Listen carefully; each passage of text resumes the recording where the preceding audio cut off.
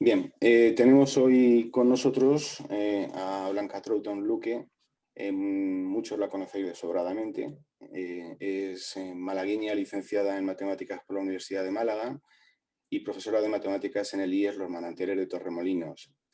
Actualmente es la presidenta de la Federación de Asociaciones Astronómicas de España y en la investigación amateur trabaja en la detección de bólidos y meteoros de la red de la Universidad de Málaga y la Sociedad Malagueña de Astronomía, de la que también es miembro.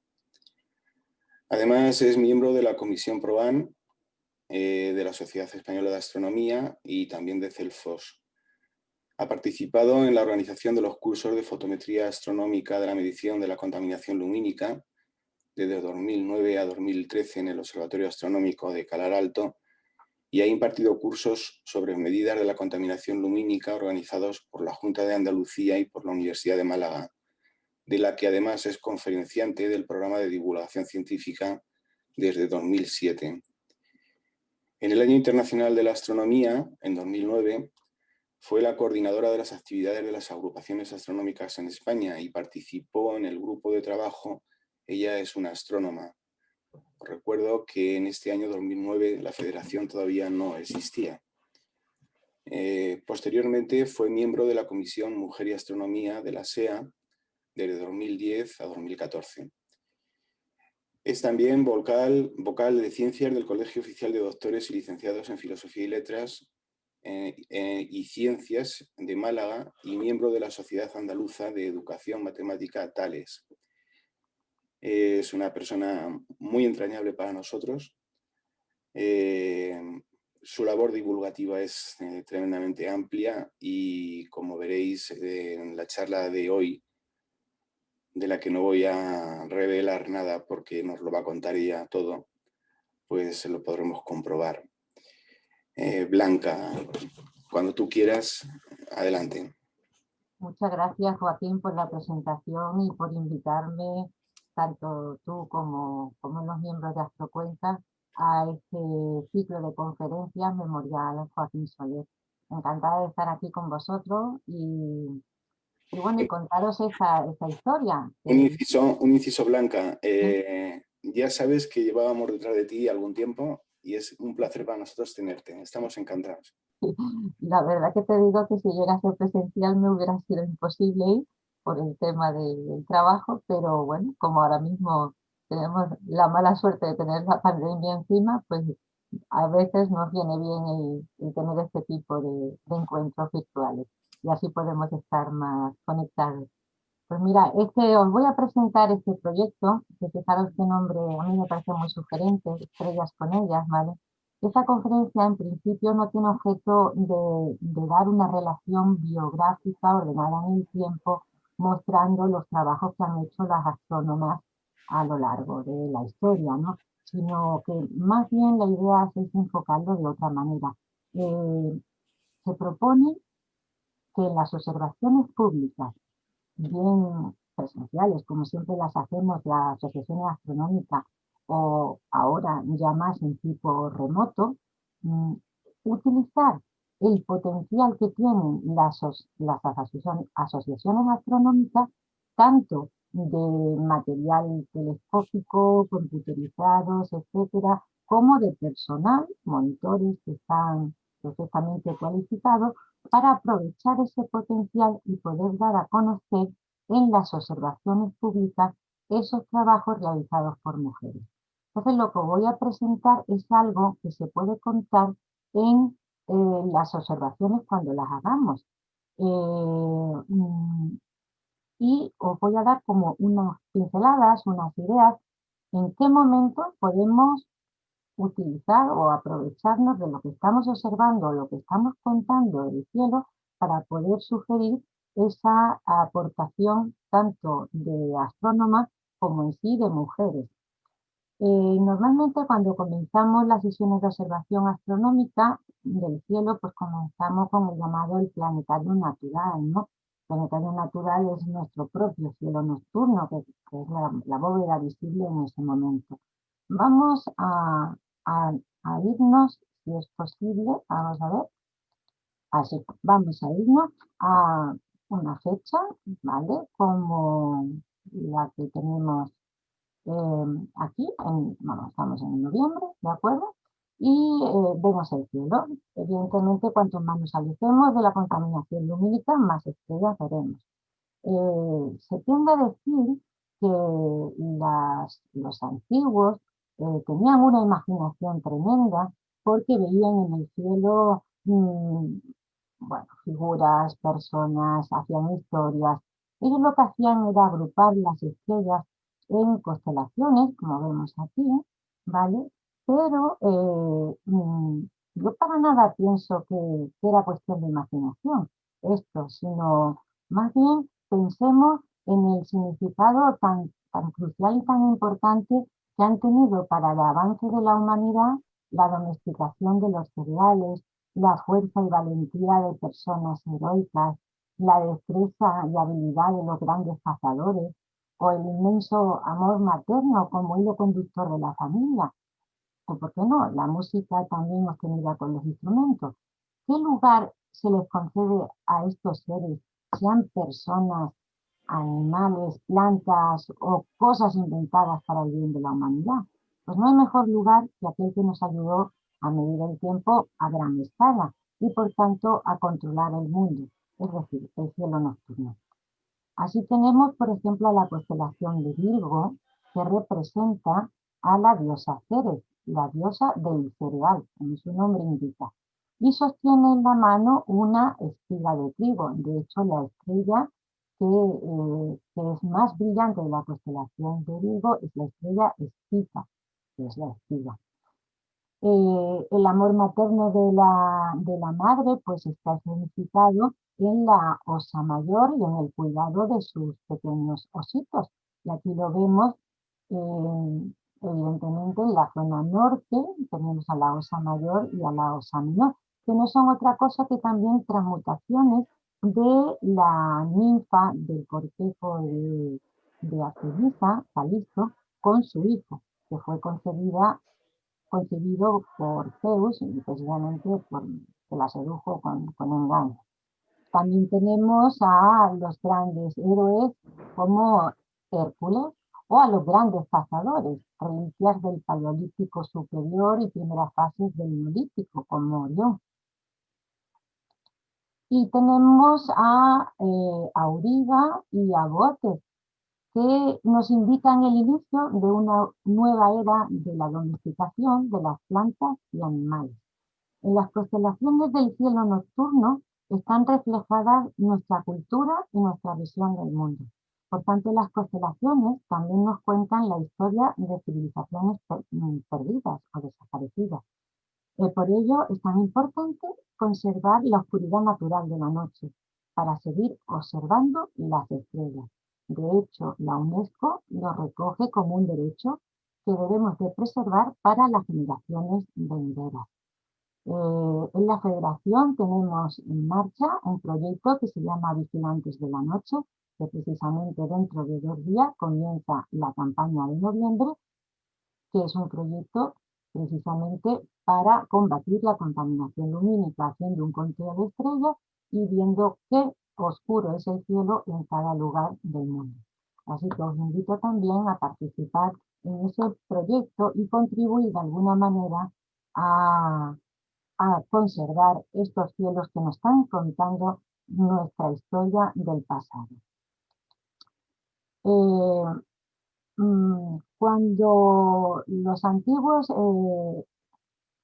cogieron y formaron las constelaciones, vieron las estrellas para formar las constelaciones, observaron que al pasar el tiempo, y lo vamos a dejar pasar ahora aquí en esta vista que tienen ustedes en la pantalla, estamos ahora en noviembre de este año, ¿vale? Y bueno, todos conocéis bien el cielo, pero bueno, vamos a fijarnos en la constelación de Orión, la tenemos aquí, ahí ponemos al gigante, su figura, y ahora ya lo quitamos y nos quedamos con ella. Dejamos pasar el tiempo y veremos que en diciembre la constelación de Orión, exactamente a la misma hora que en este día de noviembre, aproximadamente a las 12 de la noche, aparecerá en otra posición. Y conforme vayan pasando los meses, en enero, también a las 12 de la noche, estará prácticamente en el centro, en febrero se irá acercando hacia el oeste, en marzo más, en abril estará ya muy cerca del horizonte oeste, en mayo habrá desaparecido y así aparecerán otro tipo de constelaciones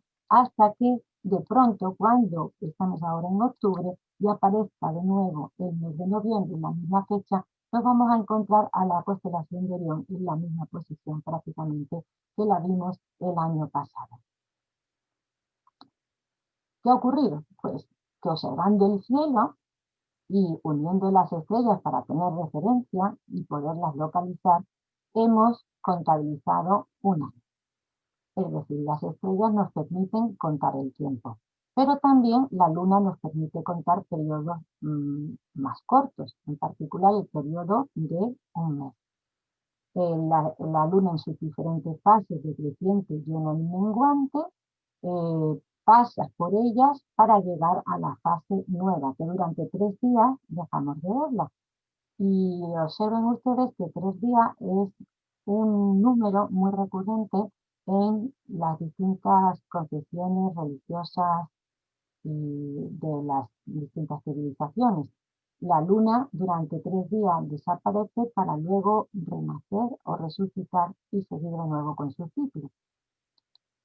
El sol nos contabiliza un periodo aún más corto, que es el periodo del día, desde que el sol sale por el horizonte este hasta que vuelve a salir otra vez por el horizonte este. Ciertamente, si hacemos una observación del sol más detallada, podremos incluso medir lo que es el tiempo de duración de un año, pero eso ya requiere de un observatorio más sofisticado, como por ejemplo los que se hacían en Stonehenge. Pero en tiempos anteriores, el observar las estrellas nos permitía contabilizar esos periodos de tiempo. Quiero recalcar la idea de que las constelaciones no han cambiado mucho si el periodo de tiempo no es muy grande. Si nos remontamos a hace unos 12.000 años y nos vamos al 10.000 antes de nuestra era, vemos aquí en el cielo una constelación, que es precisamente la constelación de León. Es una de las constelaciones que además mejor representan a la figura que identifica, que es el león. Lo vamos a ver ahora aquí, ¿vale? Fijaros que bien se representa con la cabeza y la cola, todo el cuerpo, ¿vale? Pues esta constelación hace 12.000 años tenía el mismo aspecto prácticamente que hace 5.000 años, que lo vemos aquí, como el aspecto que tiene en el siglo XXI. Prácticamente no ha cambiado nada. Y esto va a ocurrir prácticamente en casi la mayoría de las constelaciones. ¿Por qué? Porque las estrellas están tan lejos que su movimiento propio no hace que cambien demasiado con respecto a la visión que tenemos nosotros desde la Tierra. ¿Eso qué quiere decir? Eso quiere decir que el cielo que veían nuestros antepasados neolíticos es el mismo que el que vemos nosotros ahora. Más atrás en el tiempo, desde luego que sí que se nota un cambio, pero nos tenemos que desplazar pues 100.000 años atrás para ver que ciertas constelaciones, y no todas, cuidado, sino ciertas constelaciones, aquellas que tienen estrellas más cercanas, como por ejemplo la Osa Mayor, pues sí cambia la forma, pero en la mayoría se mantiene. Bien, entonces ahora nos podemos preguntar, vale, ya sabemos que se han hecho constelaciones, hemos medido el tiempo, bueno, ¿y cuántas constelaciones de mujeres hay? Bueno, pues vamos a ver en principio cuántas constelaciones tenemos en la actualidad. La Unión Astronómica Internacional, en el año 1928, determinó el número de constelaciones y lo asignó en 88. De esas 88, 48 eran ya definidas por las antiguas civilizaciones griegas y recogidas por Ptolomeo.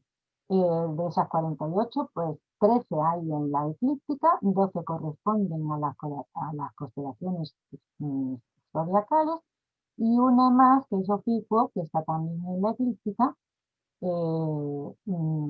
está en la banda esa zodiacal. Vale. De estas 88 constelaciones, 45 son de animales.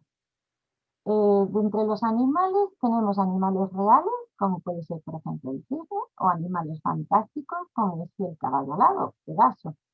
Tenemos 29 cosas. De las 29 cosas, muchas de ellas son instrumentos. La mayoría de instrumentos son de las constelaciones nuevas, cuando se descubrieron las nuevas constelaciones al surcar los mares del sur, y entonces aparecieron pues reflejados los instrumentos que en esa época eran, estamos hablando del año 1600, 1650, bueno, en el primer periodo del año 1600, entonces aparecen constelaciones como telescopio, microscopio, etcétera, ¿no? Pero también hay instrumentos, vamos, instrumentos que arreglan, en fin, diferentes instrumentos, y instrumentos musicales, como la lira, que esa sí que es una de las antiguas. También hay accidentes naturales, como el río Iridano. Y tenemos también personas, hay 14 personas, entre hombres y mujeres. Yo algunas veces me hago una reflexión sobre, fijaros, qué cantidad de animales tenemos en las constelaciones del cielo, 45 animales. A veces me pregunto si en la actualidad esto no se hubiera hecho y hubiéramos tenido que hacer una representación en el cielo de las constelaciones, estoy convencida totalmente de que todos serían cosas, o prácticamente todos serían cosas. Quizá habría un par de animales, un perro y un gato, o un caballo, pero prácticamente no llevaríamos nosotros animales al cielo en el siglo XXI, ni en el siglo XX, porque estamos más rodeados de cosas que de animales. Antes la cercanía con los animales era mucho mayor, y eso lo vemos reflejado, fijaros, nada más y nada menos que en el reparto de constelaciones con respecto a lo que representan. Vamos a las personas. De esas 14 personas, 11 son hombres. Tenemos a Acuario, a Aurida, que representa a Victoria, hijo de Vulcano y Minerva, que era pues, el inventor del carro, según la mitología. A Botes, el conductor de los bueyes. Cefeo, rey de Etiopía. Géminis, los gemelos Castor y Polus. El gran héroe Hércules. El gran cazador Orión. Otro héroe grande, Perseo. Ofiuco, que representa a Asclepio, el primer médico. E Indus, que es una constelación de las más nuevas y más recientes, que corresponden a las que hemos comentado antes, a partir del siglo XVII. ¿Y cuántas mujeres hay? Pues hay tres. Casiopea, la reina de Etiopía, la mujer de Cefeo, su hija Andrómeda, y Virgo, que representa a la constelación, que representa a la diosa Ceres, que ya hemos comentado antes, que era la diosa del cereal. Hay muy pocas mujeres. Si además consideramos que la cabellera de una mujer, como es Coma Berenice, la podemos considerar como tal, pues tendríamos a cuatro. Pero la pregunta es, ¿realmente hay tan pocas? ¿O es que acaso hay símbolos en las constelaciones que representan a diosas, y que debido al paso del tiempo para nosotros esto ha quedado ya olvidado y solamente vemos animales y no vemos a las diosas que representan? Entonces, yo por suerte tengo un compañero, ahora ya jubilado, Pedro Castañeda, que la verdad me abrió los ojos, porque con él es profesor de historia del instituto. He tenido largas conversaciones con él, y él pues, me abrió los ojos cuando me dio a conocer estuvimos hablando muchas veces de los neolíticos, de cómo era el mundo allí, de qué significaba o podría significar la astronomía para ellos. Él me abrió los ojos cuando me enseñó el trabajo de María Gimbutas. María Gimbutas es una arqueóloga nacida en Lituania, que ha hecho unos trabajos fabulosos en lo que ella ha llamado la Vieja Europa. La Vieja Europa corresponde a la zona de los Balcanes, y yo recomiendo a quien le interese el tema el libro Diosas y dioses de la Vieja Europa, porque te abre bastante los ojos para reconocer una civilización prácticamente perdida, de la que apenas si conocemos algo. Pero María Gimbutas nos ha dado mucha información al respecto. En los restos arqueológicos encontrados en Lepinski-Vir, que datan del año 6300 hasta 5100 antes de nuestra era, se han encontrado los restos de lo que eran las chozas donde vivían los pueblos que habitaban en esa zona. Eran pueblos pacíficos que vivían junto a la orilla del río. Su base fundamental de alimento era el pescado, y se han encontrado multitud de estatuillas que representan a la diosa pez antropomórfica. Es una diosa que tiene ojos y boca de pez, pero la nariz es humana. Tiene manos como si fueran garras de aves y una gran vulva que lo identifica claramente como una diosa. ¿Y cuántas constelaciones tenemos en el cielo que son de peces? Pues miren ustedes, tenemos a Piscis, doble peces, tenemos a Piscis Austrimus, que anteriormente era una constelación más grande y ocupaba la cola del pez, llegaba hasta lo que es ahora la constelación de microscopio, luego se hizo más pequeña con la reordenación de constelaciones con la Unión Astronómica Internacional. Tenemos también a Cáncer, que es el cangrejo de río, y aún al propio río Eridanus. Bien, pues todo este tipo de constelaciones de alguna manera tienen nuestra relación con la diosa Pez.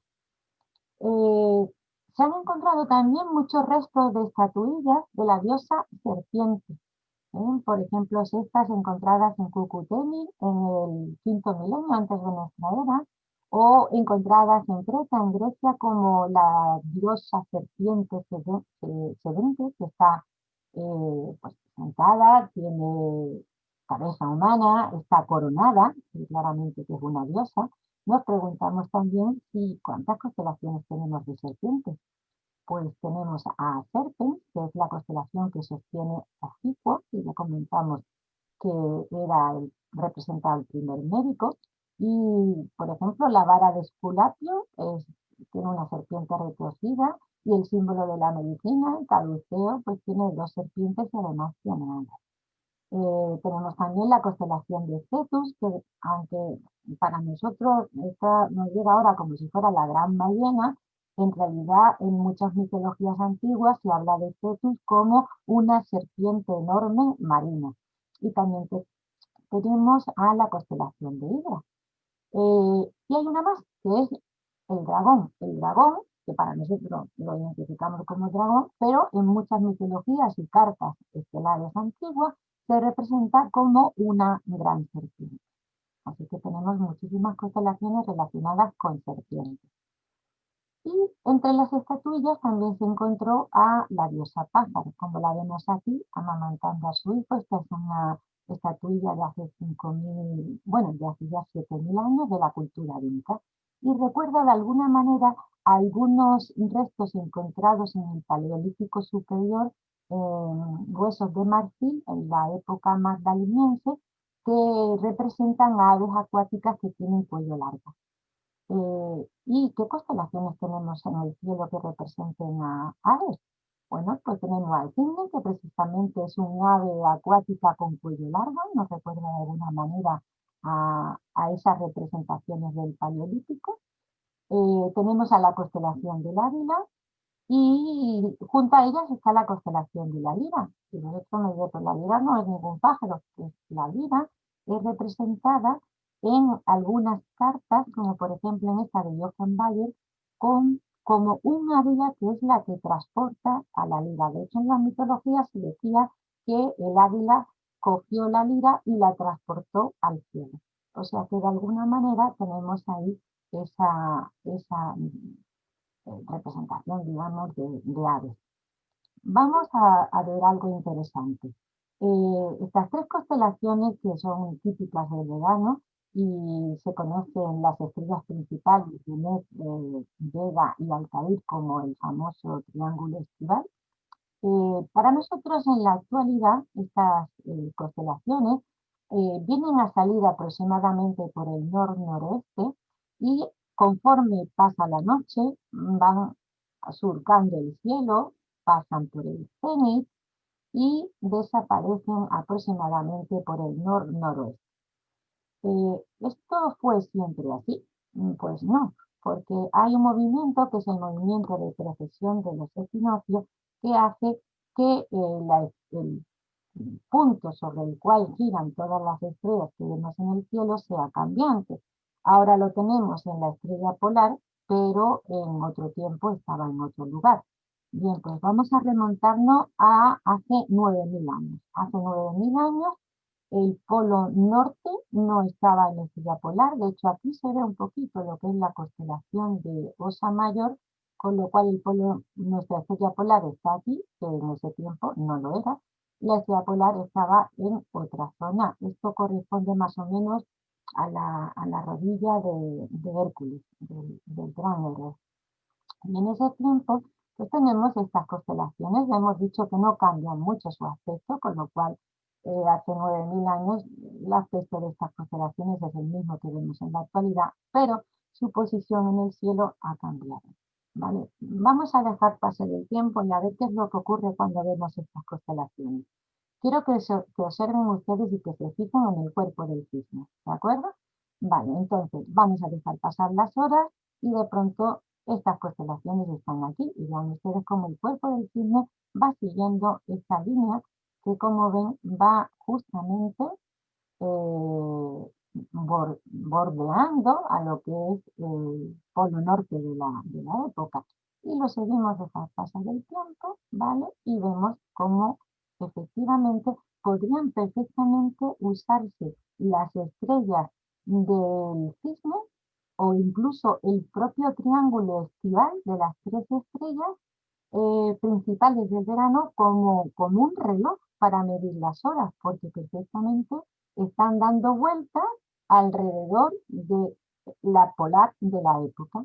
¿No? De hecho, en las tablas alfonsinas, los árabes que recogieron la información astronómica que había,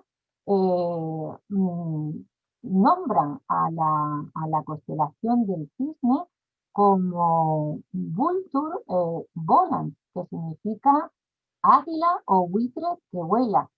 Y a la estrella Vega la llaman Baki, que significa bajando. Y a toda la constelación entera la llaman Nars Baki, que significa águila o buitre que está bajando. O sea, ya imagínense ustedes a los buitres que los vemos dando vuelta en círculo, ¿no? O sea, que perfectamente podrían haber sido en otra época buitres o águilas dando vueltas alrededor de ese centro de esa época. La civilización que encontró María Gimbutas era una civilización muy pacífica, de hecho vivían en valles y no tenían muros para defenderse. La cerámica que se ha encontrado de esta civilización no representan acciones bélicas ni armas, o sea que es una sociedad que se ve que era pacífica y además muy igualada, porque no hay gran diferencia en los restos y enterramientos encontrados y bueno, parece que no había estratificación social y no había gran diferencia entre hombres y mujeres, salvo la que pudiera resultar de los trabajos realizados. Pero fue muy distinto después cuando vino una invasión procedente del norte del Mar Negro, de la parte del sur de Siberia, que María Gimbutas conoce con el nombre de la cultura de los kurganes. Se distinguen porque se han encontrado restos de enterramiento donde hay como una especie de cabañas enterradas recubiertas por piedras y tierra y forman una especie de montículo, ¿no? Un kurgán, como el que vemos aquí. Y aquí sí que se ha visto estratificación social, porque las tumbas son distintas y hay algunas que resaltan por importancia con respecto a otras. Y además contienen elementos bélicos, restos de lanzas o de arcos o cascos o alguna cosa digamos, que esté relacionado con la acción bélica, ¿no? De hecho, cuando miramos a la Vía Láctea y vemos la constelación de Sagitario, pues es medio caballo, medio hombre, que lleva un arco, ¿vale? Y una flecha. Este es un guerrero, ¿vale? De hecho, la civilización de los kurganes se le conoce como los primeros tomadores de caballos. A diferencia de los indoeuropeos, esta gente de los kurganes, para los que la tierra era la gran madre, los habitantes de la vieja Europa crearon imágenes maternas de divinidades del agua y el aire, la diosa serpiente y la diosa pájaro, que fueron una imagen dominante en lo que era el panteón de la vieja Europa y que de alguna manera nos queda ese recuerdo en las constelaciones del cielo. De hecho, en las diosas que nos han llegado a través de la cultura de Babilonia o de Sumeria o Fenicia, tenemos a Ishtar, Inanna o Astarte, que representan a la misma diosa, y la vemos aquí con alas, con pies, con garras, está flanqueada por dos búhos, o la dama de las serpientes de la época palacial de Creta, del Palacio de Noxos, donde pues vemos a la famosa dama de la serpiente teniendo serpientes en la mano, con un pájaro en la cabeza, o bien la propia Atenea de Grecia o Minerva de Roma, donde la vemos flanqueada con una serpiente y un búho. O sea, de alguna manera esta historia ha preservado a través de las mitologías contadas. Vale, vámonos ahora a una parte ya más reciente, dejamos la mitología y nos vamos a preguntarnos qué significan los colores de las estrellas. No sé si habéis hecho alguna vez esta pregunta cuando habéis hecho una observación pública y le habéis dicho pues hay familias que vienen con niños, ¿no? Y le decimos, ¿de qué color ven las estrellas? Y los niños siempre dicen, de color. Y los la gente más adulta dicen blancas, ¿eh? Hacer la prueba porque siempre van a decir algo parecido. De hecho, los niños que tienen una agudeza visual mejor que la nuestra, y nosotros con el paso del tiempo vamos perdiendo esa visión tan fina y en la oscuridad, pues las estrellas nos parecen la mayoría blancas y solamente los observadores más, bueno, los que son observadores astronómicos, sí que apreciamos los colores, pero normalmente la gente cuando se dice mira al cielo, pues no ven nada más que estrellas blancas. Pero la pregunta es, ¿qué significan los colores de las estrellas? Bueno, vamos a decir un poquito, pero de forma muy resumida, algunos conceptos fundamentales que nos van a llevar a ello, ¿vale? Una onda se manifiesta la luz se manifiesta como una onda o como una partícula. Como onda vamos a definir el concepto de longitud de onda, que es la distancia que hay entre una cresta y otra. Tenemos aquí la onda de la luz. El periodo es el tiempo que tarda en pasar de una cresta a la otra. Y la frecuencia es el número de veces que se repite el periodo por unidad de tiempo. Por ejemplo, si en esta imagen de aquí vemos que esta es la onda completa y se repite 3 veces, entonces diremos que la frecuencia es 3 y el periodo sería un tercio. O sea, de alguna manera podemos decir a mayor longitud de onda va a corresponder evidentemente mayor periodo y a mayor periodo va a corresponder menor frecuencia. Hay una relación que nos liga la frecuencia con la energía, es una relación directamente proporcional a través de la constante de Planck, de tal manera que si tenemos menor frecuencia, pues tenemos menor energía. Y luego hay también otra relación que relaciona lo que es la longitud de onda con la temperatura, a través de una constante que se llama la constante de Wien. Y esto es una relación inversa. Eso quiere decir que conforme la longitud de onda sea mayor, la temperatura es menor.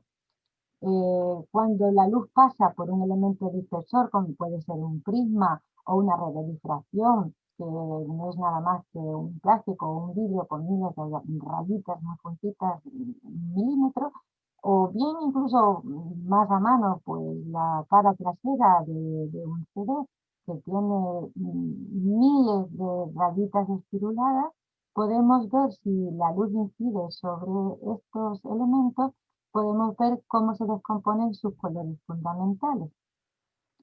Cada color representa una longitud de onda distinta.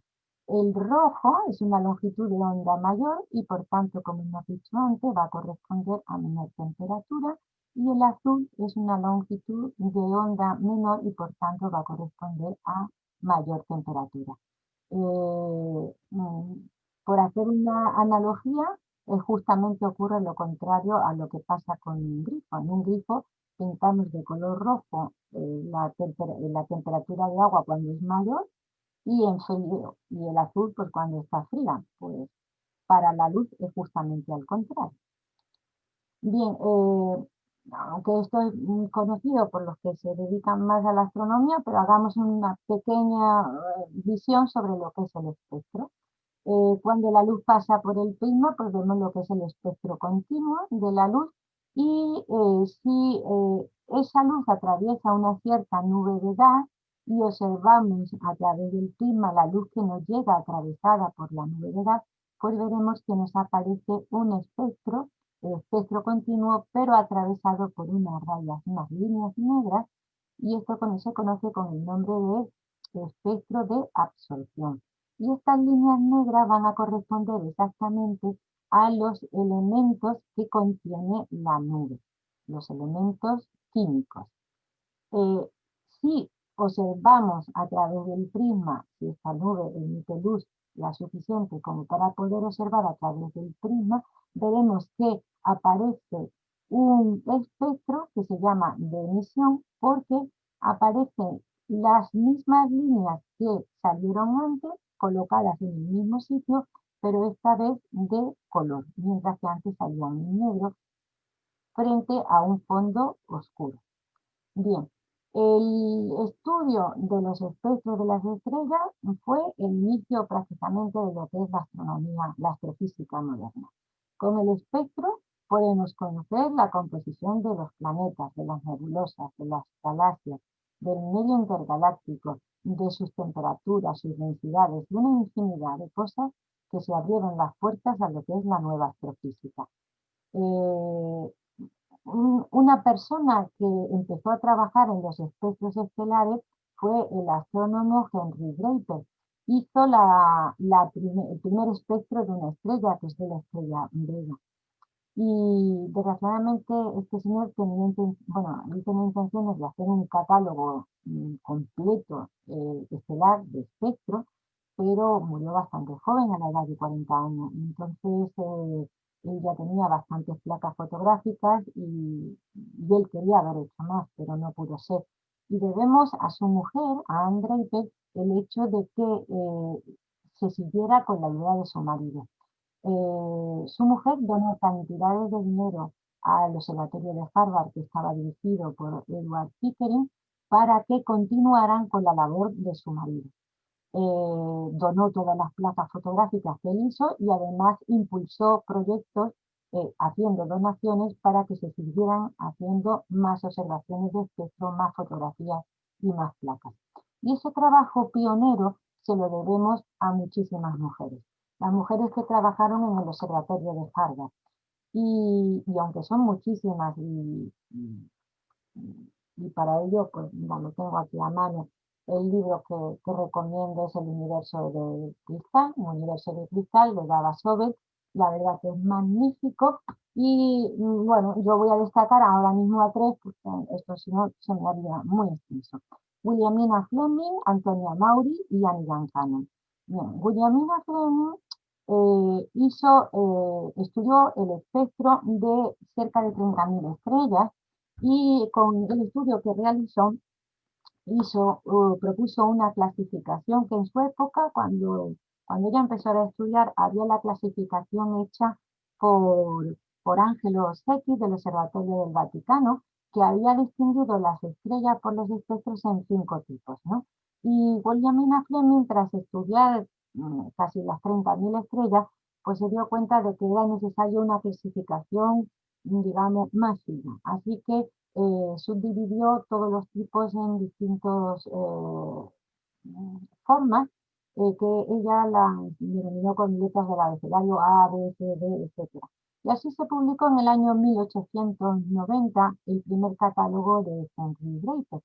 Antonia Maury estuvo trabajando también y consiguió 7 años después editar otra versión del catálogo más ampliada, y también se dio cuenta de que debido a la composición de la forma de los espectros, era conveniente adelantar el tipo estelar que Fleming, que Guglielmina Fleming había puesto detrás de la para adelantarlo y ponerlo delante. También Pickering observó que el 99% de las estrellas encajaban dentro de unos ciertos tipos que eran el A, B, F, C, K y M, ¿no? Prácticamente todas las estrellas eran de ese tipo espectral. Y Annie Gancano, esto fue un genio, vamos. Annie Gancano estudió el espectro de nada más y nada menos que 225.000 estrellas. Ella se dio cuenta de que un tipo de estrellas especiales, como eran las estrellas tipo O, que son muy energéticas, al igual que las estrellas B, encajaban mejor en la distribución de espectro si se colocaba el tipo O delante. Así se hizo la clasificación, siendo ahora el orden O, B, A, F, C, K, M, y se hizo el catálogo de Henry Draper en el año 1924. De hecho, esta catalogación que hizo Annie Cannon se convirtió en oficial, y en la primera asamblea de la Unión Astronómica Internacional en el año 1922 se consideró como la clasificación oficial de las estrellas. Tenemos la suerte de que en esta época del año, y si hacemos observaciones de alguna manera ahora, aunque sean remotas, porque no vamos a tener otra posibilidad, tenemos ocasión de tener en el cielo unas constelaciones espectaculares para poder contar esta clasificación espectral. Por ejemplo, tenemos Orión, donde las tres estrellas de la cintura de Orión, Alnitak, Almirá y Mintaka, son estrellas de temperatura muy alta. Tienen aproximadamente unos 30.000 grados en la superficie. Son estrellas de tipo O. En la clasificación, según Annie Gancano, que su clasificación depende de la temperatura, vienen a continuación las estrellas un poquito más frías, pero también muy calientes, que son ya de 20.000 grados, y tenemos como representante a Rigel, el pie de Orión.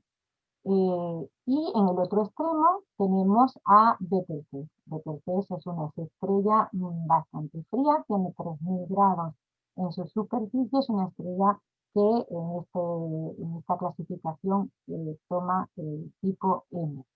Betelgeuse está bastante lejos, a 650 años luz, es muy grande, tiene un rayo solar de 900 con respecto a nuestro Sol, ¿vale? Pero claro, aunque su temperatura es poca, es que es tan grande que por eso la podemos ver tan brillante en el cielo.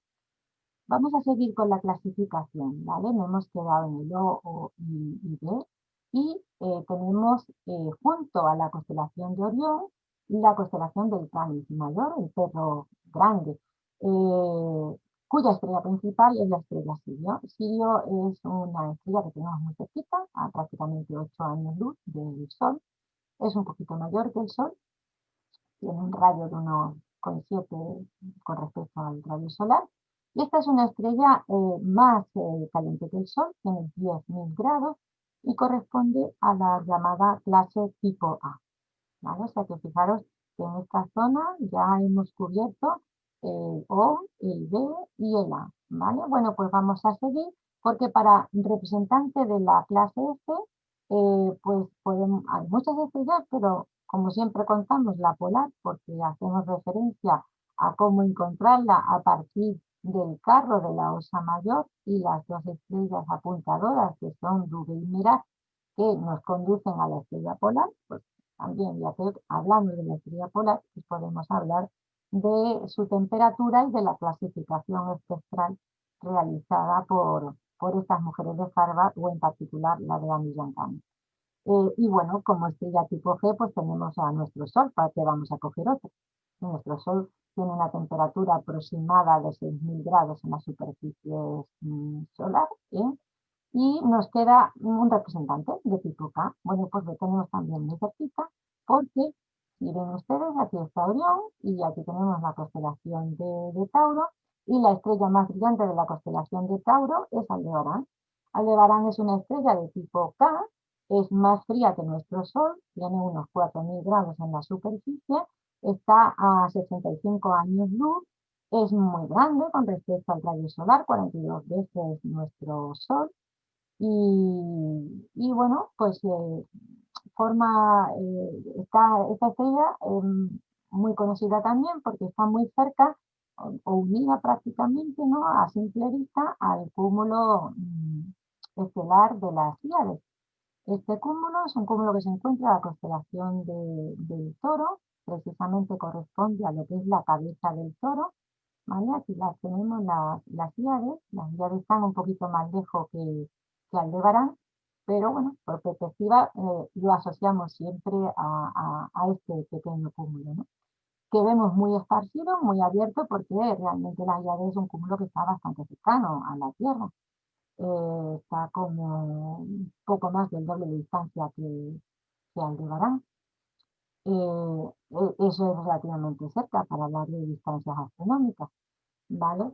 Y bueno, pues Aldebarán, como hemos dicho, representa al ojo de la constelación de Toro, y aquí vemos en la mitología cómo el gigante cazador Orión está luchando contra el Toro, ¿no? Lo vemos ahí, y esto me encanta ver en el cielo toda la historia mitológica antigua.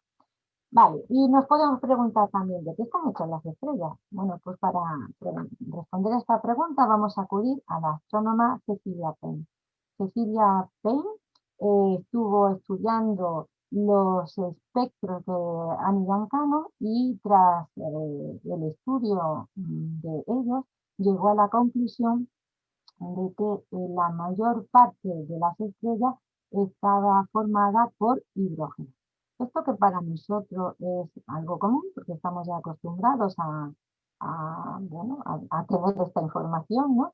Y estos conocimientos, para su época, cuando ella hizo la tesis, aquello fue un bombazo, porque en aquel tiempo se pensaba que la composición de las estrellas debería de ser similar a la composición de la atmósfera de la Tierra. En la atmósfera de la Tierra la mayor parte es nitrógeno, tenemos un 78%, seguido de oxígeno, un 21%, pero el hidrógeno es una proporción minúscula, está prácticamente nula. Entonces, ¿cómo es posible que eso sea así? Que ella dijera que el hidrógeno es el elemento más abundante en el universo.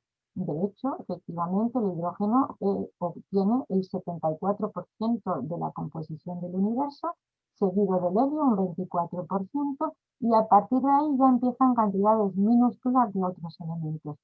Y, por ejemplo, el nitrógeno, que es el más abundante en la atmósfera terrestre, pues en el universo es del orden del 0,6%. Es decir, están invertidos los valores totalmente.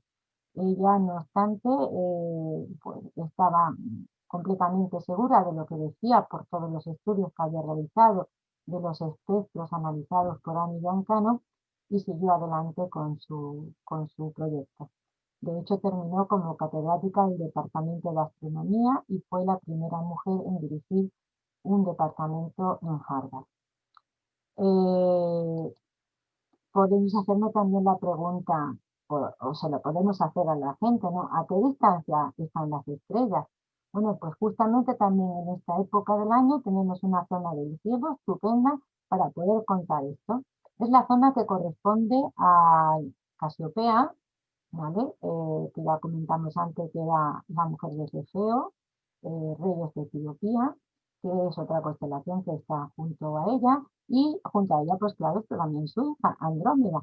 Desgraciadamente sufrían una desolación por el monstruo Cetus, que ya comentamos antes, y en aquella época pues había la costumbre de consultar al oráculo para saber qué hacer. ¿Y qué le dijeron? Pues que para poder salir de aquella desgracia tenían que sacrificar a su hija. La encadenaron al acantilado y a una roca y la dejaron allí para que el monstruo la devorara.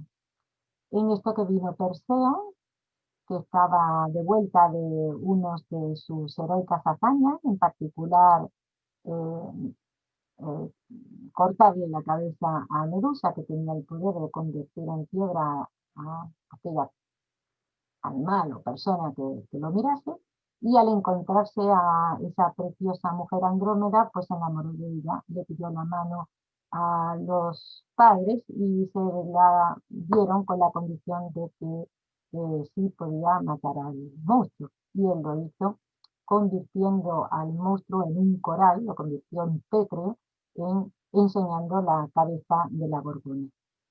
Y en esta historia es muy interesante también porque además refleja una costumbre muy antigua, ritual, que era conocida con el nombre del sacrificio de la doncella. Así que si a alguien también le interesa estos temas, recomiendo este libro de Joseph Campbell, que trata sobre bueno, se llama Las Máscaras de Dios y trata de mitología primitiva.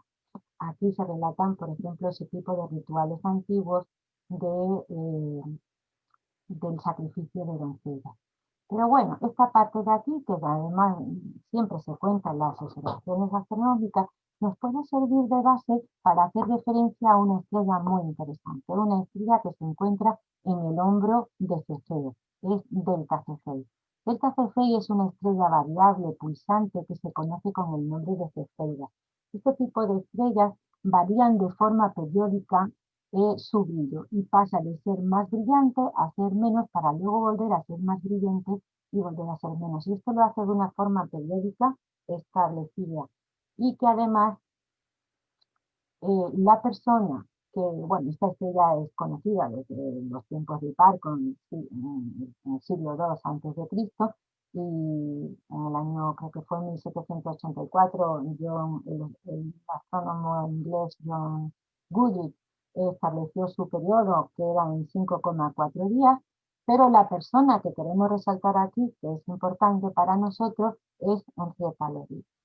Henrietta Levy, ¿qué es lo que descubrió? Pues descubrió que había una relación directa entre lo que es el periodo de la estrella, el periodo para la estrella ser más brillante a volver a ser igual de brillante, y la luminosidad, pero la luminosidad absoluta, es decir, la luminosidad real y auténtica de la estrella.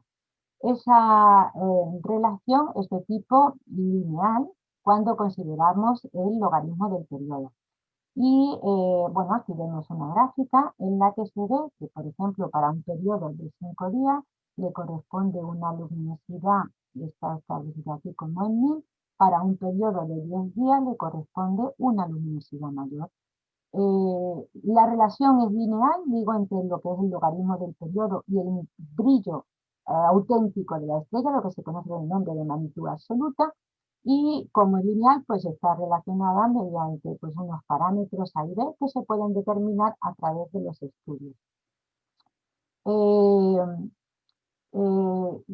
¿Qué de importancia tiene esta relación?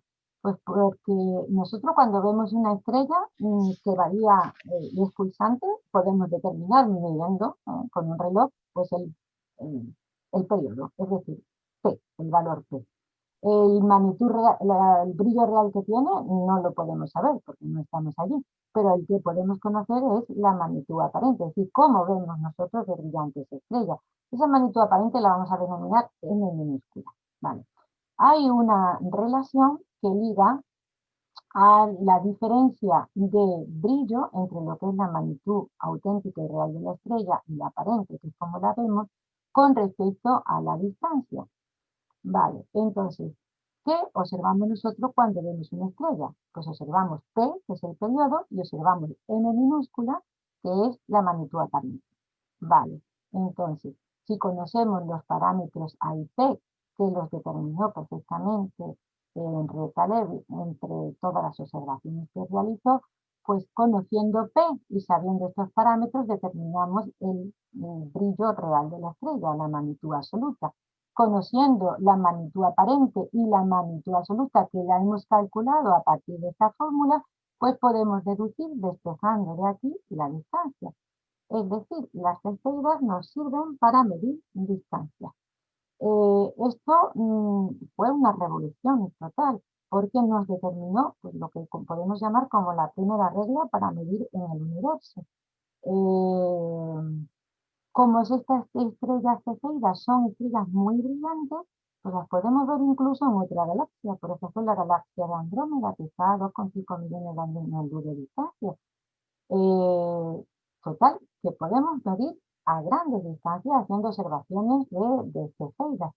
De hecho, hay un proyecto que se llama Proyecto DASH, que ha escaneado 500.000 placas de las que están conservadas en el observatorio de Harvard, y lo que se pretende es, a través de ese escaneo, pues compararlo con las medidas actuales y poder ver también evolución a lo largo del tiempo, porque estas placas empezaron a sacarse en el año 1880 y se estuvieron sacando hasta 1989, o sea que tenemos ahí un periodo de 100 años que permite hacer estudios muy interesantes para ver la evolución estelar. Vale, vamos a ir ahora a otra pregunta importante: ¿de qué está compuesto el universo?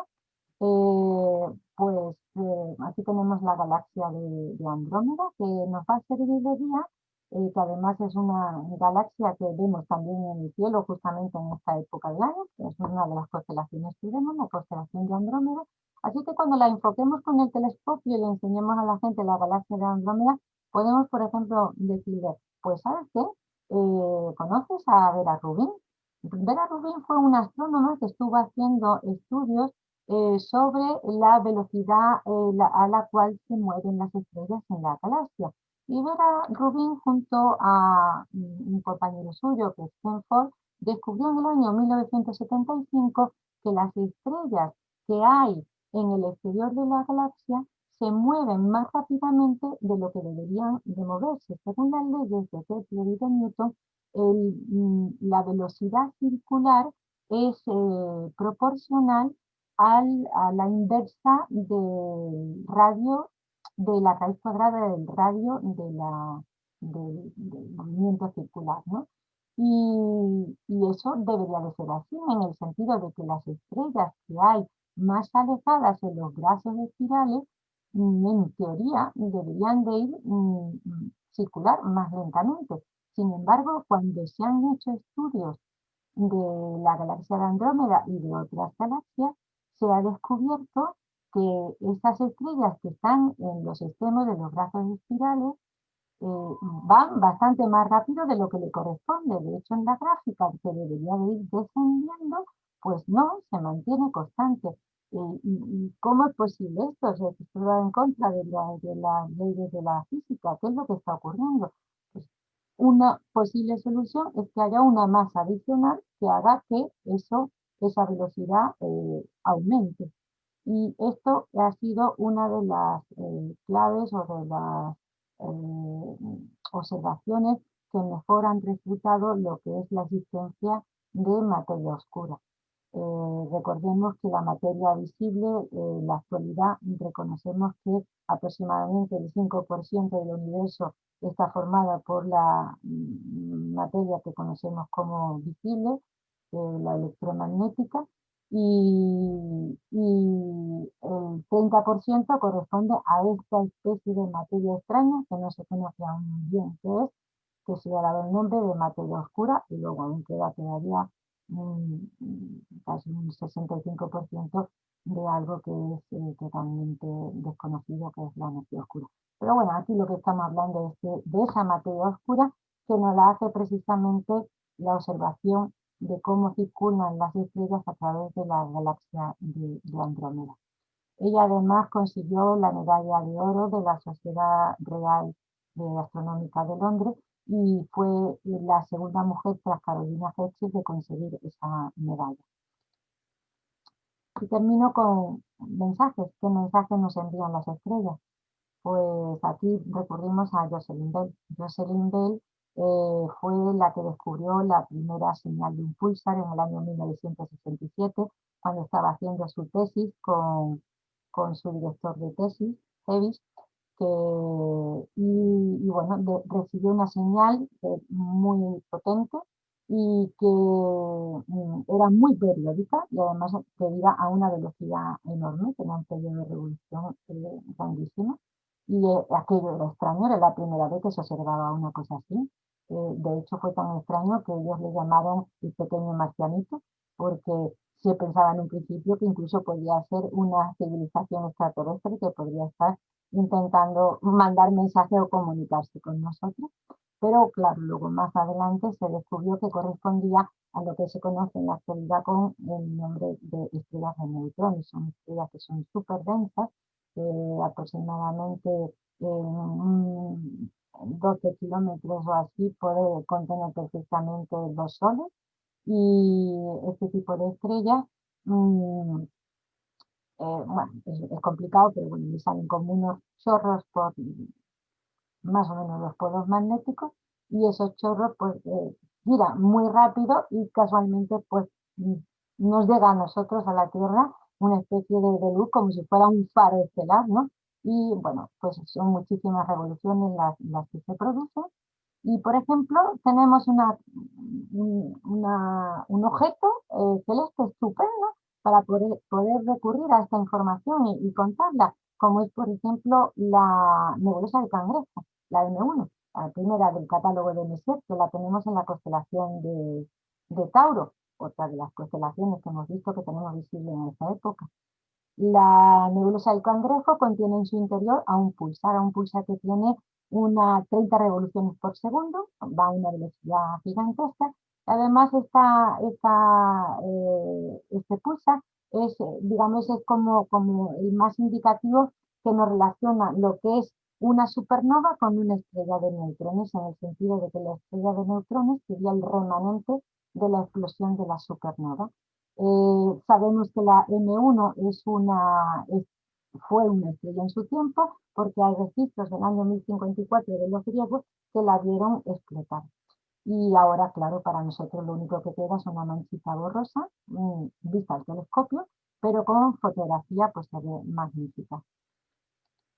Eh, en la actualidad hay un proyecto que ya se ha montado en la Estación Espacial, eso se hizo en junio del año 2017, se llama NICES, y es el explorador de composición interior de estrellas de neutrones. Este aparato lo que hace es medir con precisión las estrellas de neutrones para determinar con exactitud pues, cómo procede la materia en esas densidades tan enormes que desde luego son imposibles de reproducir en la Tierra y solamente es posible pues, observar desde el exterior. De hecho, hay un proyecto de usar los púlsares como si fueran GPS galácticos, porque son tan precisos y tan exactos que nos permiten el podernos orientar. De tal manera que, igual que ahora en la Tierra usamos GPS para orientarnos cuando vamos conduciendo, ¿no? Con el coche o incluso andando, pues igualmente cuando vayamos viajando por el sistema solar, podríamos usar los GPS galácticos de los púlsares. Bueno, quiero terminar para deciros que en la Federación estamos muy metidos en proyectos que de alguna manera conduzcan a esa igualdad entre hombres y mujeres y que las mujeres sean conocidas en el mundo de la astronomía. Y hemos editado unos premios para la divulgación astronómica que se conceden tanto a hombres como a mujeres. La última edición que se hizo, bueno, la última y la primera, porque hasta ahora mismo solo hemos hecho una, fue en el año 2018 y precisamente fue en Cuenca, en vuestra tierra, donde se dio, porque se realizó durante el último Congreso Estatal de Astronomía que hicisteis y organizasteis tan fantásticamente. En la actualidad tenemos en la Federación un grupo de astrónomas amateurs. Está coordinado por Ana Hurtado, que es miembro de la agrupación de la red Astronavarra Tarea. Este grupo se creó en el año 2018 y en la actualidad está formado por 62 mujeres y 27 asociaciones astronómicas. El premio en el 2018 en Cuenca se lo dimos a una fantástica astrónoma amateur, bien conocida por todos, Ángela del Castillo Alarco, que es bueno, además muy amiga mía y yo la conozco perfectamente por todo su trabajo, es una divulgadora genial y queremos con estos premios pues seguir avanzando en el desarrollo de las aportaciones de las mujeres en la astronomía. Así que también a quienes nos oigan, los animamos a que presenten sus candidaturas. En la actualidad, pues van a seguir abiertas porque el Congreso Estatal de Astronomía de momento sigue abierto su convocatoria. Así que bueno, espero que os haya gustado la idea que he presentado. Este proyecto a mí me gustaría pues, llevarlo a cabo en la federación y espero colaboración sobre todo del ámbito del grupo de astrónomos amateurs, pero que no está abierto solo a mujeres, podéis participar todos los que queráis y estaríamos encantados de que en vuestras observaciones o en vuestros cursos de astronomía o en las charlas que deis, pues metáis esa pequeña cuñita en aquellos elementos fundamentales donde podamos sacar a la luz estos trabajos tan fantásticos realizados por mujeres que son poco conocidas. Muchísimas gracias. Muchas gracias, Blanca. Realmente ha sido una lección de divulgación astronómica tremendamente aprovechable en todos los aspectos, incluso para las observaciones astronómicas públicas, como decías al principio. Y bueno, pues además de darte las gracias por estar aquí, vamos a abusar un poquito más de tu paciencia por si alguien quiere hacer preguntas o iniciar algún pequeño debate. Si queréis ya podéis activar vuestros micrófonos, el que quiere ir hablando. Adelante. Bueno, voy a hacer un par de comentarios como aficionado a la astronomía y que salimos en campaña, pero también leemos algunas cuestiones. Pues quería comentar que bueno, este asunto pues siempre también lo hemos seguido, que llegará un momento que habrá que relativizarlo, que se establezca la igualdad, pero en los últimos tiempos de las lecturas, te tomo nota, porque no tengo tanta memoria, de las últimas cosas que he leído, por ejemplo, en Cúmulos Galácticos, pues es Margaret Heller la que establece toda la forma de estudiar la estructura de un cúmulo galáctico, ¿no? Como un pequeño universo.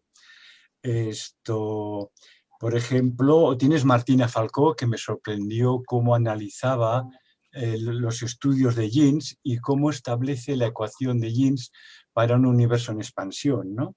Y ya por último, que ha sido más recientemente, cuando vi por la televisión que hablaban que se estaba investigando en un cúmulo, un agujero negro en un cúmulo globular, concretamente Omega Centauri, esto donde Joaquín Álvaro es experto en esto porque había trabajado en ese tipo de cosas, pues veo que hay un artículo, la primera que investiga es Eva Noyola, ¿no? Bueno, y habría más, o sea que el papel yo creo que está más que establecido, ¿no? Y estáis presentes en primera firma en una cantidad tremenda de artículos, ¿no? Exactamente, bueno, la idea de este proyecto es el poder hacer como una especie de mensajes cortos y sencillos, pues claro, yo aquí he estado una hora hablando de esto, pero no vas a estar una hora en una observación pública, ¿no? Contando toda esta historia, pero la idea de lo que yo tengo es hacer como pequeñas cuñas de información, ¿vale? Donde a la hora de observar un objeto que vaya como asociado a una información. Evidentemente puede ser también hombres y mujeres, pero que no olvidemos a las mujeres y contarlas en ese momento, ¿no? Y Entonces, ponerle es como, cara y como poner sí, sí, haciendo como una especie el de esquema de recetario, trabajo. un recetario, ¿no? De en qué momento puedo contar esto, ¿no? Esa es un poco la idea del proyecto. Muy bien. Isidoro, te veo con ganas de intervenir. Sí, hola, ¿qué tal? Buenas noches. Hola, Blanca. Nada, me ha gustado mucho también la conferencia y enhorabuena, ha sido muy interesante. Yo te quería preguntar, o más bien preguntar, proponer o abrir un debate de cómo podemos hacer para que esa igualdad entre hombres y mujeres en el mundo de la astronomía fuese real en el sentido, por ejemplo, de la propia Astrocuenca. Si nosotros vemos los socios que somos en Astrocuenca, te aseguro que la inmensa mayoría son hombres. Hay bastante menos mujeres que hombres. Pero es que voy más. Es que si vamos a las actividades y a las observaciones, salvo honrosas excepciones, la mayoría de las personas que vamos somos hombres. Entonces, ¿cómo ves tú esto que digo yo? Porque es un hecho. ¿Y qué podemos hacer para incentivar más el tema de la implicación en esta ciencia, ¿no? de la mujer? Eso era un poco lo que yo quería Efectivamente, comentar. para poder responder esa pregunta nos tenemos que hacer preguntas, ¿vale? Y las preguntas que nos hacemos es ¿por qué no vienen las mujeres? A lo mejor porque se quedan en casa cuidando a los niños, a lo Sí. mejor porque está mal visto. Si, por ejemplo, tu pareja no es aficionado como tú y tú de pronto te vas a las 2 de la mañana a observar y vuelve a las 7.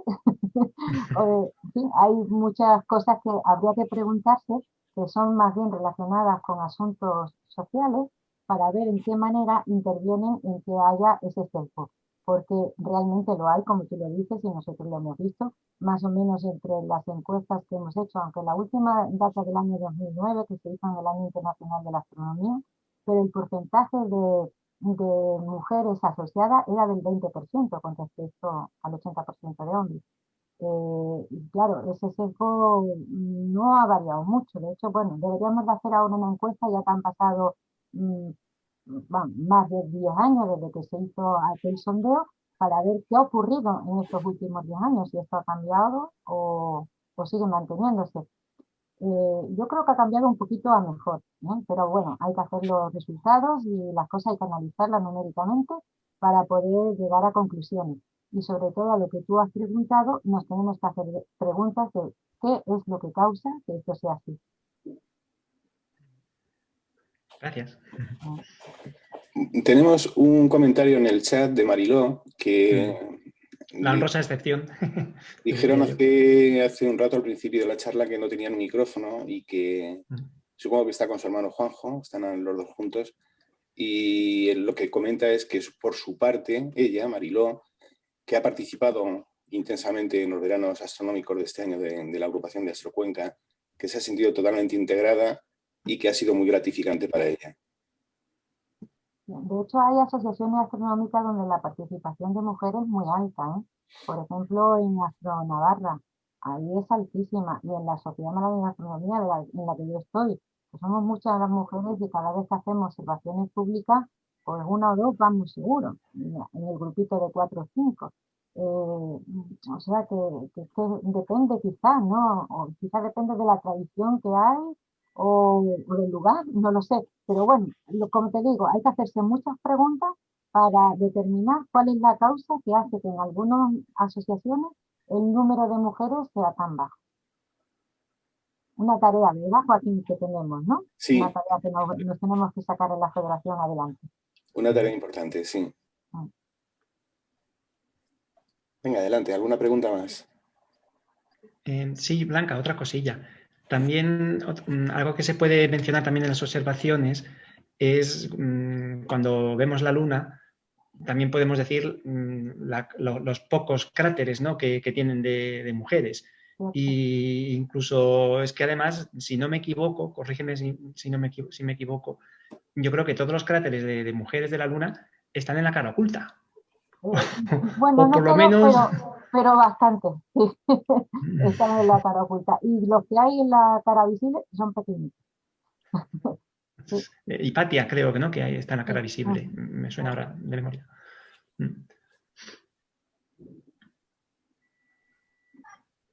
Bueno, pues como veis son muchas cositas que podemos ir sacando, ¿vale? Y hacer como una especie de fichas de trabajo para tenerlas a mano y cuando damos las observaciones, pues recurrir a nuestras fichas, porque yo a veces tengo que recurrir a las fichas porque la memoria ya se me olvidan muchas cosas. Pero bueno, refrescarlo un poquito antes de la observación y decir, ay, tengo que hablar de esto y de esto y esto y esto y no se me puede olvidar cuando lo cuente.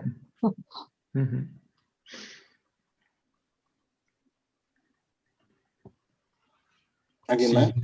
Sí, si nadie comenta, se me había olvidado. Bueno, habrá muchas más, ¿no? Pero, por ejemplo, leyendo sobre el proceso de los datos de Gaia, pues es Corinne Bailey-Jones la que establece todo el estudio estadístico de los datos que se obtiene Gaia para obtener las variables y los errores, ¿no? O sea, que estáis en primera línea de todo lo que se está haciendo, ¿no? Bueno, también es cierto que para poder llevar esa información a observaciones públicas tenemos que recurrir a acciones que sean fáciles de comprender por un público general, ¿no? Ya. Entonces, bueno, de alguna manera hay que estudiarlo bien para introducirlo, pero bueno, sin volver loca a la gente pensando en cosas que no entienden, ¿no? Pero vamos, yo creo que la selección que he hecho en esta presentación pienso que se puede entender de una manera sencilla si se dice de una manera coloquial, pero científicamente correcta para llegar a la gente y, bueno, y hacer lo que nosotros hacemos, que es cultura científica y divulgación de la astronomía. Bueno, y nosotros preocuparnos por leer el primer nombre, ¿no?, de los que hacen los estudios y los artículos y discriminar si son hombres y mujeres, ¿no? Y no digo una tontería, ¿no?, pero comprobar que realmente tienen un papel fundamental, ¿no? Que a veces solo nos basamos en los apellidos.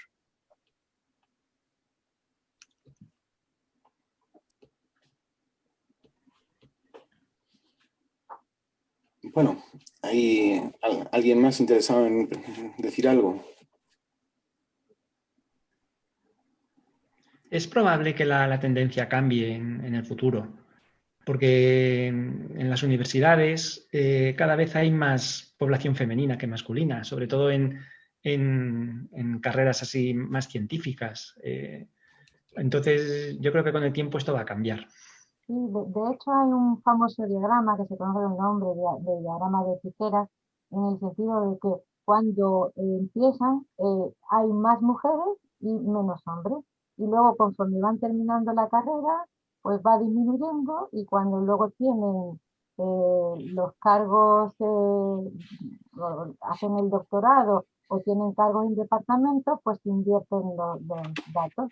De tal manera que tenemos una tijera, ¿no? Eso se llama el diagrama de tijera, y ese diagrama lo que sí se ha visto que a lo largo de los últimos años la tijera que antes era muy abierta se está achicando, o sea que se está de alguna manera, o sea, se está cerrando. Está ocurriendo lo que tú comentas, que poco a poco se está eliminando esa diferencia. Pero esto lleva tiempo, ¿eh? Esto tiene que pasar todavía bastante tiempo para que se vea un cambio significativo. Sí, pero Isidoro ha puesto el dedo en la llaga, es decir, que de alguna manera el llevar también esta presión o esta tendencia que se empieza a observar en el mundo académico, en el mundo profesional, el llevarlo al mundo amateur, quizá va a llevar más tiempo, pero a lo mejor puede ser más rápido si somos conscientes de ello y empezamos a trabajarlo de una manera más intensa. Y sería deseable.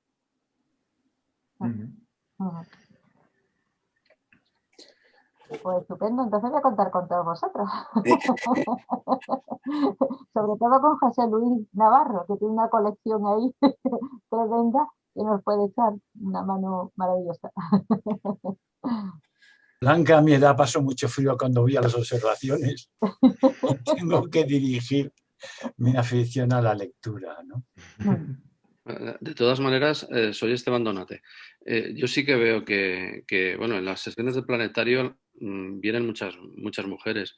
En las sesiones de observación públicas vienen mujeres de todas las edades, tienen mucho interés. Es que hay vocación. Yo recuerdo una niña en una observación que hicimos que hacía un frío tremendo en la Plaza Mangana, que la chica estaba entusiasmada. Daba gusto ver a la cría con esa motivación, hablaba con pasión, preguntaba cosas que no estaban al alcance de los aficionados, por eso la dirigimos a José María. Quizás, bueno, de hecho ahora se viene con nosotros en las observaciones Mariló, que planta su telescopio allí y está aprendiendo con nosotros. Pero es lo que dice Blanca, que igual falta, pues no sé, la noche pues tiene mala fama, se pasa frío, hay otras obligaciones, porque bueno, no nos olvidemos que las mujeres estas de las que hemos hablado hoy, de la Levitt, de la Mauri, eran poco reconocidas y nada valoradas, cobraban un mísero sueldo. estaban en torno, bueno, las llamaban el harén de Pickering. Pickering era el jefe y sus compañeros se reían del harén que tenía al lado, cuando esas mujeres hacían un trabajo que gracias a ellas tenemos un catálogo estelar, sabemos la distancia a las estrellas. Hubble dio el salto de conocer la galaxia. En fin, un trabajo inconmensurable que nunca estaremos, vamos, nunca se va a reconocer, ni incluso ahora. En esa época ellas luchaban contra los elementos. No se podía, las mujeres no podían votar entonces tampoco. Los estigmas eran muy grandes que todavía perduran hoy. No tanto, porque ahora hay que reconocer que las mujeres están a la par de los hombres en todo, pero en la astronomía es un campo que, en fin, sobre todo la astronomía de aficionado, que en fin, yo las veo más en tema de docencia, de enseñar, en fin, otro tipo de cosas, pero estar por la noche por ahí, pero en fin, ahora vemos a las chicas chicas adorables que van vestidas como, en fin, que juegan al rugby, que da miedo verlas, porque están ocupando todos los campos, pero no huecos que dejan los hombres, están a la par que nosotros. Entonces, en fin, lo que sí que habría que hacer es intentar motivarlas más para que pierdan ese miedo a dar el paso de, pues eso, de ir como nosotros, a poner el telescopio, aprender a utilizarlo y después en su petit comité, en su familia, en sus amigos, enseñar el cielo, que seguramente que, bueno, hoy la lección que nos ha dado Blanca de mitología, de clasificación estelar, eso es, vamos, yo lo voy a poner en práctica en las observaciones cuando podamos hacerlas de nuevo. Y bueno, yo entiendo que aquí ahora mismo en tu conferencia ha habido mujeres que están aquí porque esto pues, es una vocación, igual que fue para Leavitt, para Maury o para Cannon. Entonces, en fin, hay que tener esperanza y que ellas solas se animen a participar en foros de observaciones públicas o en otros, porque ellas están ahí como siempre han estado, y bueno, están para quedarse, está claro. Yo no he nombrado en mi charla el harén de Pickering porque sinceramente no me gusta esa palabra. Yo creo que el que se la inventó pues se hizo muy famoso aquello, pero Pickering, si uno lee el libro que señalaba antes, El universo de cristal, él hizo mucho dentro de lo que podía en aquel tiempo, porque había muchas restricciones, hizo mucho por las mujeres de Harvard, ¿no? Entonces yo nunca lo he considerado como que se aprovechaba de ella, pero sí es cierto que bueno, las condiciones sociales de la época pues cobraban menos y variar esos estándares era complicado. Pero él estaba siempre a favor de su trabajo, lo reconocía como un trabajo muy bueno y de hecho prefería trabajar con mujeres que con hombres para la tarea que estaba realizando.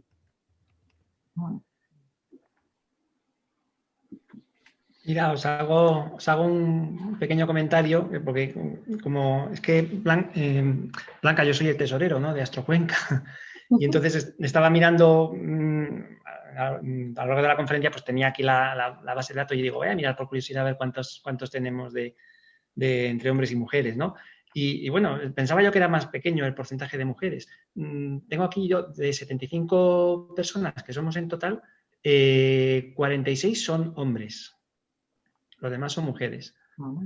Lo único que sí que es cierto que a la hora de participar en las actividades, sí que es verdad que ahí ya baja bastante más pero sí hay, o sea, hay más mujeres de las que yo pensaba, por lo menos socias de PUB. Bueno, pues poco a poco se van haciendo, ¿no?, los requisitos, ¿no?, para que participen, por ejemplo, en puestos de dirección, para que realicen observaciones, para que participen con sus proyectos y sus trabajos. Y bueno, poco a poco pues iremos avanzando. Yo desde luego, como a mí que la astronomía me ha encantado siempre desde que yo era chica, ¿no? Entonces yo para mí la astronomía ha sido mi segunda vida. Yo soy profesora de matemáticas, pero vamos, en paralelo puedo decir que soy astrónoma amateur porque es que no he hecho otra cosa, o una cosa o la otra, ¿no? Y claro, la astronomía ha sido tan fuerte que, bueno, he sido de las que me he ido de mi casa, ¿no? Ya, pues, y he dicho, salgo a las 9 de la mañana, que hay un máximo de estrellas a las 4 y no me lo puedo perder, y lo tengo que ver en el campo, ¿no? Y entonces, bueno, cosas de este tipo, o tirarte en el jardín, mientras todos duermen en casa, con el telescopio observando hasta las 2 o las 3 de la mañana, y cosas de este tipo. Ahora yo no lo puedo hacer tanto porque antes yo podía dormir 2 o 3 horas y luego irme al trabajo. Ahora ya si duermo 2 o 3 horas y me voy al trabajo y estoy muerta. Pero sí que he hecho montones de observaciones, de trabajos nocturnos, pero claro, es que yo creo que eso va más bien con la afición, como de fuerte lo tienes. Y luego también, pues por las condiciones. Yo, mi familia, he tenido la gran suerte porque me han respetado todos mis gustos y bueno, me han dejado hacer pues lo que yo quería hacer. Igual que yo a ellos pues, también les he dejado hacer lo que han querido hacer. Es decir, pues, lo fundamental es el respeto a la persona y a lo que desean hacer, pues dejarlo. Bueno, pues Blanca, ha sido un placer tenerte con nosotros. Pues muy bien, muchísimas gracias por estar aquí escuchando y me alegro de que os haya gustado y que algunos, como dicen, pues que lo vayan a poner en práctica, que esa es la idea. Pues Esa es la idea. muchísimas gracias. Ujú. Gracias a ti, Blanca. Vale, hasta luego, buenas Yo noches. creo que cerramos aquí ya. Buenas noches.